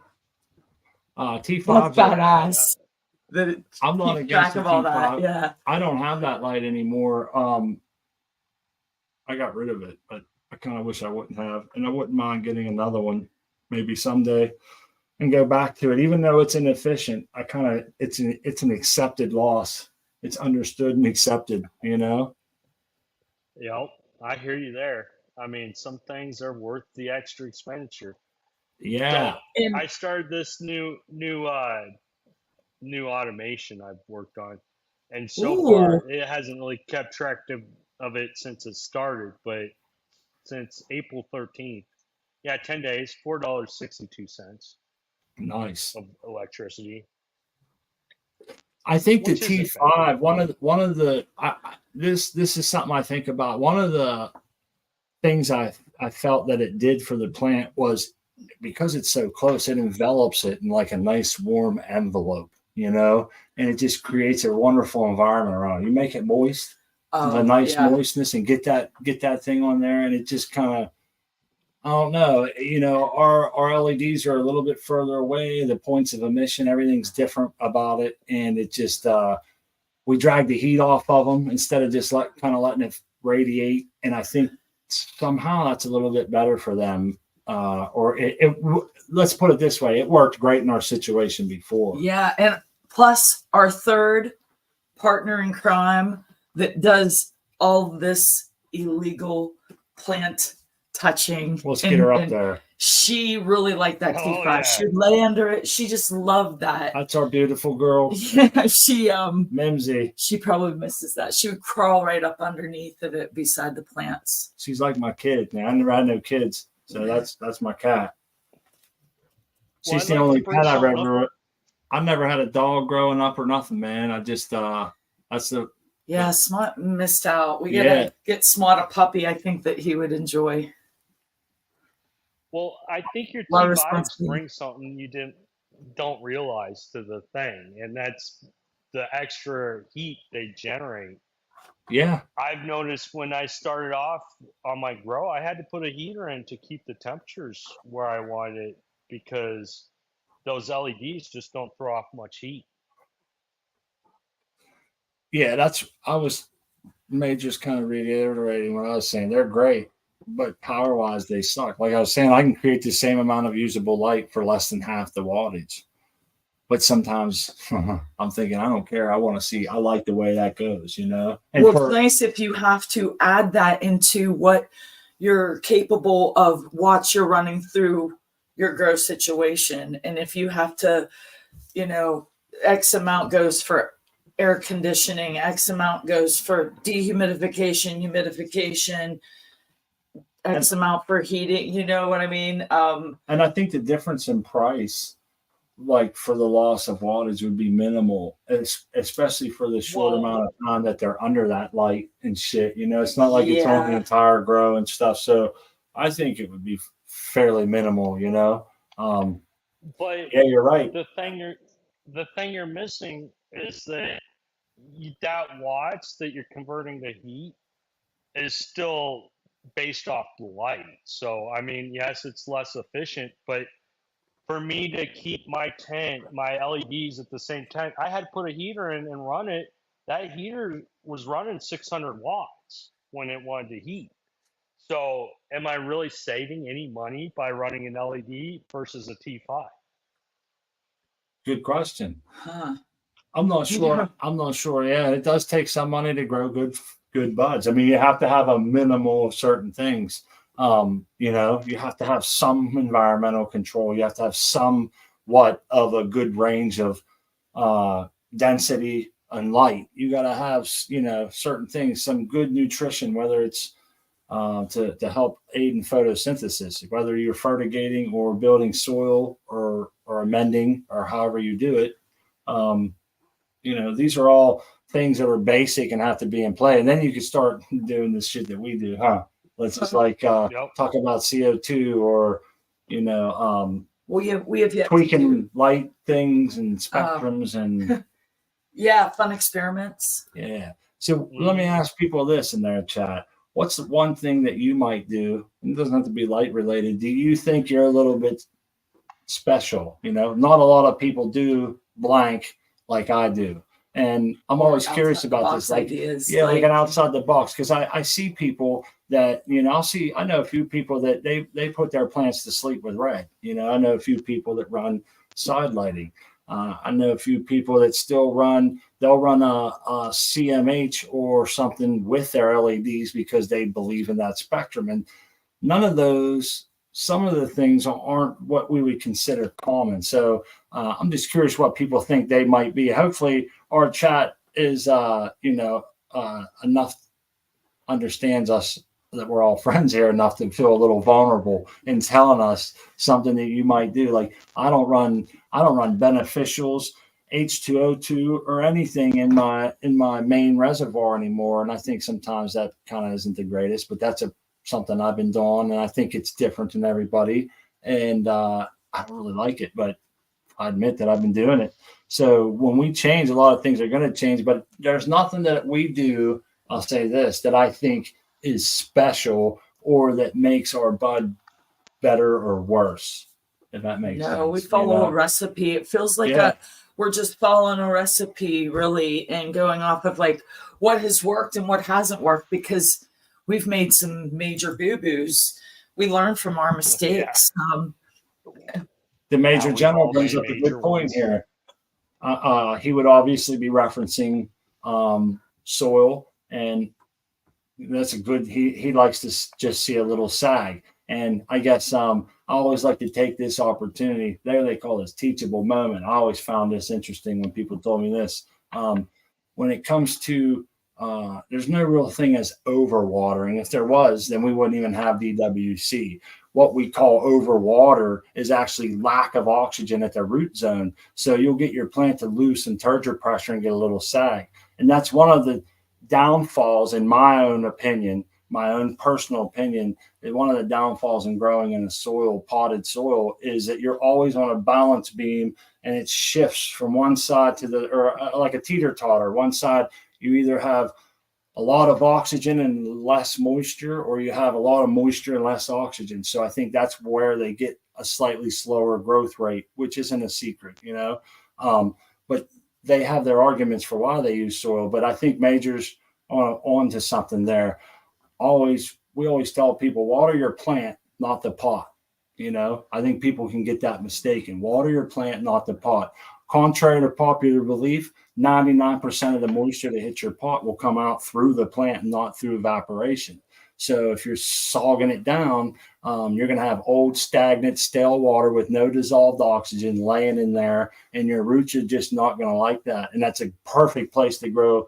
Hypoxic situation is perfect for, root rot and shit. So nothing good comes from that. No, nothing good. So that's a great point there. So he's watching his plant, and he's getting that timing down perfect, where he's seeing what's happening, and then when he waters his plant, I think that's what he's seeing. Changes are coming about. That's pretty cool. He sees a slight sag, and in no time at all, the plant's processed just enough water to get it back into a nice homeostasis, or whatever they call it, like an equal, and it rock and rolls. But that's part of being a good soil grower, is understanding your plant, your soil, the porosity of your soil, and all that shit. It takes a while. There's no substitute for experience there. No, there isn't. There is one substitute for experience. Technology. What's that? It can help. I always tell people, like in my, how to use it. In my line of work, I always tell people this XYZ. I think it equates to growing too. But when it comes to plastering, you can have someone read 1 million books, learn 1 million studies, whatever you want to do. But until you come to the job and actually try to get some mud on your hawk and get it off your hawk onto your trowel and onto the wall or ceiling, you could know everything about plaster, but until you can do that, it's worthless, And I think it's kind of like our friend Doc has pinned it down perfect, the science and practice. You understand why things happen, and then you go out and do them. And don't get me wrong. So I've highlighted the little thing going into the cocoa pot there. That's a water sensor. I'm coming over now. Let's see it. And you I see it. Thing? Yep. Yeah. So that's the moisture sensor. Okay. And it's sensing the water, the temperature of the soil, and the EC of the bulk EC of it. So are you keeping that pot at filled capacity? Yes, I'm only letting it dry back to 90%. 90%? Uh-huh. So let me ask you this. How long between fertigations does it take for that to reach 90% at the stage of growth it is now? It depends on what pot that sensor's on. I see a bug, man. There's a bug on that black line. You see it? It may be a gnat. It's a gnat. It's on the right side. Yeah, right here. I see another one on the left side too by the tag. You got gnats, bro. Time to get the H2O2 out. It's a burn fest. Hey, you know what I found that works pretty good? Like if you only have a few, or those like big yellow. Well, we have the yellow ones. Those sticky traps. I got the yellow ones. Those work pretty good. I want to say those sticky traps are great. They'll grab a few of them. They're good for you. Put them out and count how many's on there in 24 hours. It'll give you a good indication of what to do next. How bad your infestation really is. I see one right now. It's on the left side, back of the pot. Yep. Oh yeah, they're growing because I'm not drying back my cocoa that much. That's exactly what it is. Wet organic material. You ever think about putting the dunks in there? The mosquito dunks into your reservoir and or into your pot. I see people doing that. I don't know what's in them, man. No. I go as far as H2O2. If I'm picking up, let me know. I'm looking for my yellow sticky tabs. I'll find them later. But yeah, I'm gonna put up some yellows. But it's sunset now. I don't know if you noticed. Probably the camera doesn't really show it well. But yeah, it's getting dark in my tank. And it takes it like 30 hours. Or 30 minutes, not hours. Okay. So it goes from total. So you have like a sunset feature. Yeah. Now are you ever gonna try to and now have you ever heard the scenario? Let's see if the chat can follow me here. The scenario XYZ that if you use maybe I don't want to say this wrong if I get it, make sure I get it right. If you use the reds, all red at a certain nanometer to put them to sleep, you can actually run a shorter dark cycle and more light cycle or something like that and kind of take advantage. And I don't know what they call that. I think there's a name to that system, like not the gaslighting system, but it has something like that. No, I know what you're talking about. I know what you're talking about, and the name of what you're saying is on the tip of my tongue. It's it's a guy's last name or something. It's called the something cycle or shit. Maybe chat knows what I'm talking about. Maybe I'm just higher than hell. No, you're high, and I got just about the height of the 2 Georgia pines. You know, that irritates me. But I'm running a lot of water through it, so maybe it's time to start cutting back the waters. The Emerson effect. I'm getting ready to flip. The Emerson effect. That's what you were talking about. Maybe that's the guy's last name, or maybe it's something totally different. But that's so. Was I right, Haas Farms? If you put your plants to sleep, I think it's a half hour. That could be different, and you use a certain spectrum of red. Because we all understand as the sun sets, it comes in at a steeper and steeper angle, travels through more and more atmosphere. Therefore, you get more and more filtered out, and you get a lot of red out of that. It's kind of like the transmittance effect. When we have a stationary light above our plants, any light that passes through the leaves usually comes out below about 10% as red. And that's what they call the transmitting effect. And that's why your lower leaves always end up giving up photosynthetic capabilities to the upper leaves. And, that's how it kind of rolls. And it makes perfect sense, right? Mm-hmm. Oh, yeah. Yeah, I mean, the plant moves it to the most productive area, all of its resources. Okay. He's saying 15 minutes.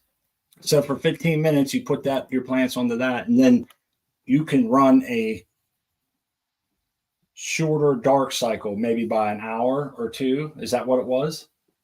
Or maybe it was 1311 they were running or something, but you had to use that. Yeah. Maybe that's where I'm getting confused. Well, I'm just playing with the actual day length. I don't have any infrared or reds that I can separately control other than just turn it on and off. But that should be tried sometime. That sounds there's people out there doing it. I just don't happen to know any of them personally to follow it all the way through. None of them really come here or anything. It's just something that I've seen talked about. And those are fun experiments. Like what you're doing, XYZ, I think is fascinating. It's cool. I can't wait to see what happens. and your other little experimental plant that and you does it decided work? to keep. I'm rooting for that one hardcore. And that's another one, XY. Does it work? The Emerson effect. What is the reported advantage there? What percentage of yield do you get from that extra hour of light? Let's think about it. If you get an extra hour of light over the course of once a day, you're once getting a an day, extra 10% of light, basically. Yeah, over the course of what, 8 to 10 weeks? Yeah, that's 80. Well, that's like 60 hours, right? Wouldn't that be like 60 hours? I don't know I don't have a calculator out. Yeah, it just seems like a lot more time to eat, to fatten up. Yeah, to process some CO2, some carbon building. Yeah, that just seems like it just. Well, and that's the last reason why I put those little carbon bombs in there, is because I'm running my lights for a longer period. I would like to at least give it a little bit extra material to work with. Yeah, definitely have to check out that video, YouTube video Chad Westport did on it. Yeah, pretty. Well, here's one I gotta play the devil's advocate on this Rocinante. And before I do, let me give my disclaimer. Got a big love for Rocinante. He's one of the smartest guys I know. He's not, going all the way on that. So he ended up saying, I don't see many commercial grows doing that. And that's always my retort, is that I don't want commercially grown weed. I want craft cannabis. Once it gets to that big scale, I don't think they have the good weed like we're growing on smaller scales. And I always see people say things about equating home grows to commercial grows. I think we should get away from that, And I also often wonder why we change every aspect of our grows from outside. We have stationary light source. We can control the environment, but they'll always hold true to like one thing that the plant does outdoors, and they have to do it. You ever notice that? I don't see why they can't grow awesome weed in a commercial grow. I think that people are producing awesome buds on a massive scale. Are they? I see Brandon Russ doing it. I see his garden and how. Is that a commercial grow? Well, maybe not. Well, this is always my question, Dave. What constitutes a commercial grow? How big does it have to get before it's not considered "quote unquote" craft cannabis? What we would consider some fire ass nuts. Does it have to be to like what kind of weight you're putting out? I guess the disclaimer for me is all the commercial grown weed that I've ever smoked wasn't great at all. So what I think of as commercial grown is like pretty boofy, and I'm thinking I don't want to mimic none of that shit. So whatever they're doing, let me not do that. But I do end up doing things like trying to light my plants the same way they do and things, uniformly. And so there's some metrics that I believe can be followed in both places. I think that there can be commercial grows out there growing the big operations that can grow quality product. Why wouldn't they want to just set themselves above?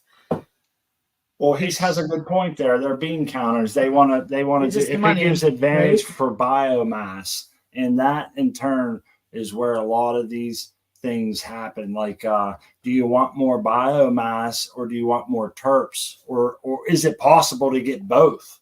That's where the real star would be. Yeah, that's enter the polyploid, right? Well, or the triploid or whatever those are. Yeah, the triploid about genetics. The triploid genetics that are supposed to be better. Feed, better THC, and well, I feel I'm curious about it. It may be the wave of the future. I feel like a lot of the commercial facilities do their grows on calendars versus strains or watching. I could be wrong. I mean, I'm sure there's exceptions to every rule. It's the fact that they have to do it at a certain cost and a certain manpower that they have. See, they don't make decisions that you would make. Like, okay, this plant sucks. I'm gonna cull it or I'm gonna give it the crispy love. But normally, if they have a shitty plant, they either throw it out or they make their whole decision-making process is based off profit. It's not based Yeah. off, is this going to Well, I make a mean, better plant? That's can why. a shepherd not keep 100 animals just as well as he can keep 10? No, I'm asking you. You know what I mean? He can't, because he's going to miss some things. 100 sheep. You got to shear 100 sheep. You're one man. And exactly. you can't love on 100 sheep as much as you can love on 10 sheep. I'm sorry. I think it just comes, so bad. We always love your automation, XYZ, and we give you big props for it. But I'll always believe that the best fertilizer is the farmer's footprints in the rows and rows of plants, Mm-hmm. whether or not what they be. They're looking at them, seeing what's going on, and just kind of tailoring to the plants in a more on a smaller scale just somehow seems better. I don't know. If a farm's growing 1 million chickens, those millions, that's some generic chickens. But if a farm has free range 50 chickens, I feel like those chickens are much better. It goes down the line for me when it comes to agriculture. I feel like the more automation we get and the bigger we get, the less I want it. The less connected you are to each plant. Oh yeah, totally. I mean, look at my plants. They're marked with barcodes you cannot read. You'd never do something like that. I get to see them, right now I get to see them every day, and it's great. But eventually I'm going to have to go away, and these plants are going to have to do it on their own. And if one of them herms out and I don't notice it because my camera doesn't see everything in there, boom, I just grew a bunch of seeds. So yeah, there's definite trade-offs. And I mean, it's the reason why yeast grows so well is because you know how to grow a good plant. The reason why I grow so well is because I know how to program a computer to keep a very consistent environment. At the end of the day, which one wins out? I think your pot's probably better than mine. I think Ross Nate brings up a wonderful, very good point that he's making. Yes, he says craft doesn't equal quality either, and I was going to say, like, what is considered craft, and we'll follow it up with this right here. Some of the worst weed I've ever smoked was from quote unquote craft small scale growers who did not have the resources to optimize their environments, feed programs, etc. And I get that. So I guess we really need to pin down what we consider craft cannabis, and it's not unlike a lot of other things in cannabis that is pretty loose in, like, say for instance, defoliation and different things can just mean a wide range of what they are. Craft to me is not just a small grow. I think it's a small grown. This is how I see it. And this, I guess I should have mentioned this before, but craft to me is like it's someone who's growing on a smaller scale. It doesn't have to be 8 plants, but I think 2 people can only take care of maybe 50 or 100 and still be considered craft or something. I never did it, so I don't know what the number would be, but nonetheless, smaller scale, grown by from beginning to end by the same people without a lot of automation, but somebody who understands a little bit, because you could be a small scale considered quote unquote craft, but you don't understand genetics and you're buying from the wrong people, or you're, doing something wrong to kind of create not such a great product. So I think the farmer has a big part of the craft cannabis part of that, people, right? That grow with care and love and use their experience to really care for it. And if those big operations got the money, then they can afford to hire those people that are really going to care, that have the education and the know-how to make that fire product. They should be out there producing some of the best shit out there. Like we were talking about earlier, your friend said that you smelled his weed, it smelled amazing, and you said that he's like, I get it from the dispensary, it's the higher cost, but so it is a top quality. So there are commercial operations, imagine, that are putting out that high quality, that maybe they're investing that money back into their grow operation and they do care, but maybe not all of them. And then you're just getting those like our experience with a dispensary may have come from just a bad batch or just a commercial grow that just doesn't care and only about the dollar and not all about the product. And it's unfortunate that you get that, but you get that. Well, I think the other. Go ahead, XY. You hit something that, I mean, Smot's like automation. I'm completely automated. The only thing I have to do is hook up a hose, run it out. I have to do a lot more than that. So when I say that, I'm playing it down. But during the grow, that's what has to be done.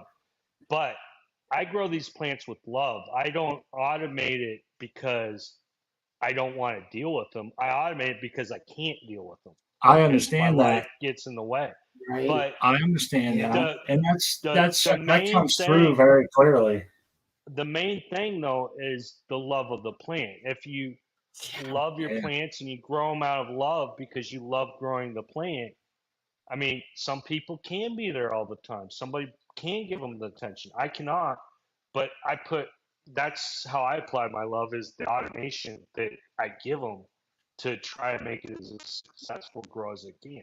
Doesn't always work out, and everybody will attest to this. You can have the best intent in the world, and you can do everything in your power to try and grow the best plant you can, but certain things get in the way, like life. Like, I didn't realize my pH sensor was out of calibration. I mean, there's all sorts of crazy shit that can happen. Oh yeah, Welcome to my life, huh? The road to hell was paved with good intentions, right, XY? We try our best, and life gets in the way, man, for real. But that's what makes it craft. You try your best, and you learn from your mistakes, and you keep on applying, you keep on learning, and you keep on doing better. Agreed. Then that's what makes it craft. Yeah, that's what we're chasing, kind of like. This next grow will be the best grow, and then like the grow after that we'll get it. We're gonna try better. We're gonna do better, change it up a little differently.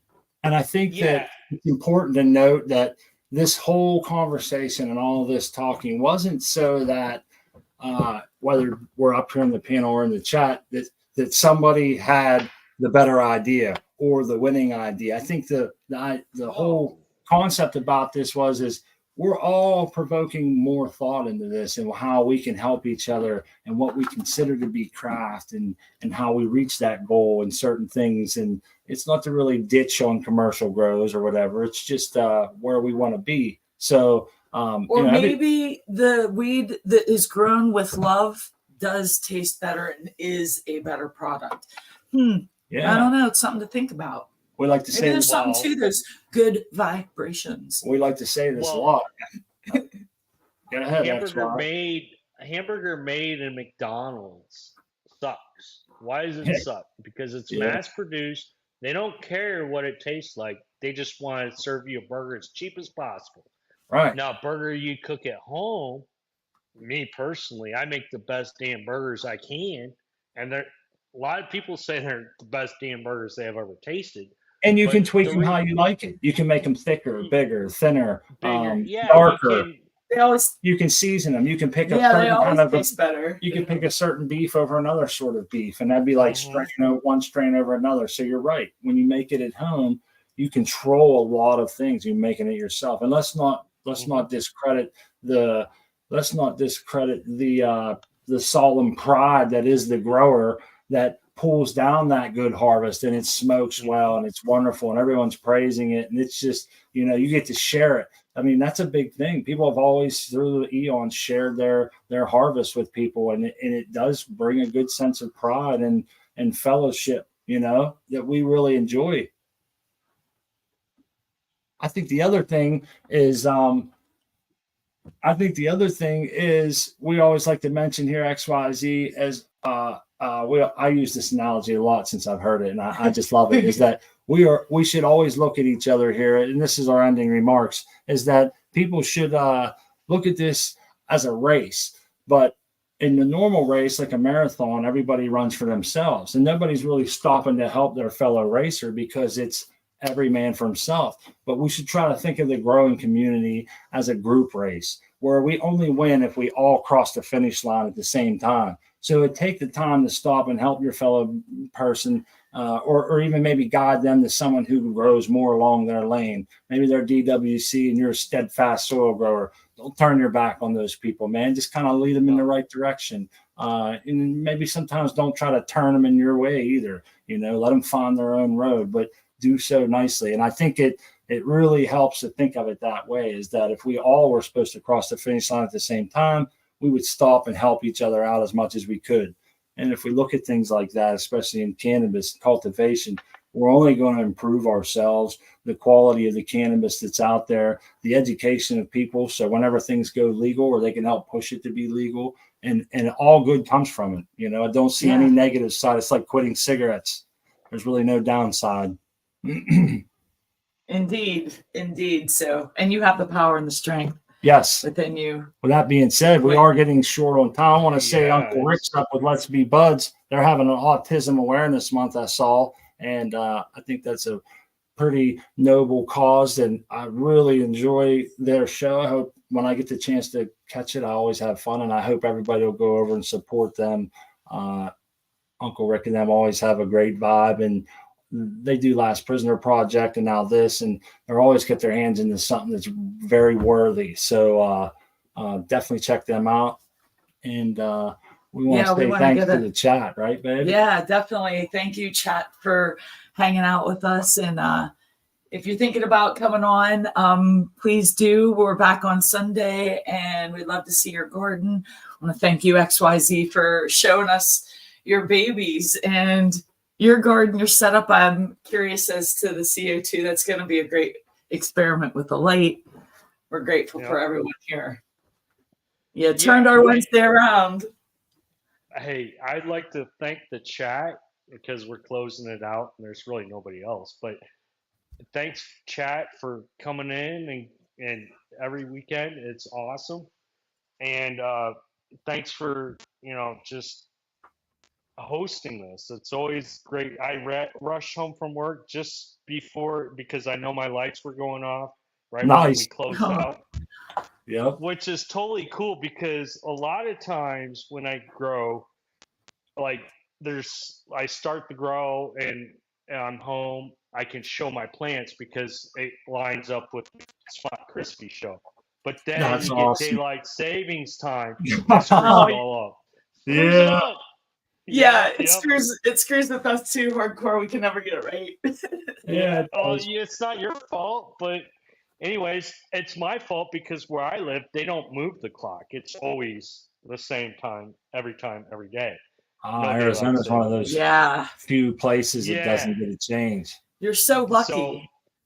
But lucky. What's cool about the 28-day cycle is basically, there might be one show I can't turn it on, but since the days are always moving around when it's actually sunrise and sunset, right? I kind of like it. That's one of the things I think would drive me nuts is the darkness would change.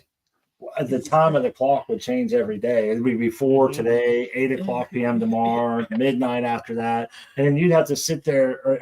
For me, I could picture myself trying to figure out what day it was, counting the added hours and seeing is the lights on or off. And but I love it, XYZ. I absolutely love it. Hold on. I had to do something just so I could know when my days are days. I knew you had something. I was thinking, I know that wouldn't be your issue, but that would be my issue. I'd be like, is the lights on in there? I'm trying to look through cracks in the zipper, I'm over there with my face to the zipper trying to find a pinhole. The pinholes along the zipper. I've done that. I've actually done that. I did that yesterday. I was like trying to crack the zipper up. I'm like, wait a second, you got the display. Well, the display wasn't hung on the wall yesterday, so I couldn't look. I'm like, I could have busted out my phone, but I'm like, let's just see. It's too much pain in the ass. And no, it was lights off. It's like, damn. All right. Well, we don't want to step on this next show. We're going to jump off of here. Check out Uncle Rick, everybody. Grower love. Grower love. Grower love.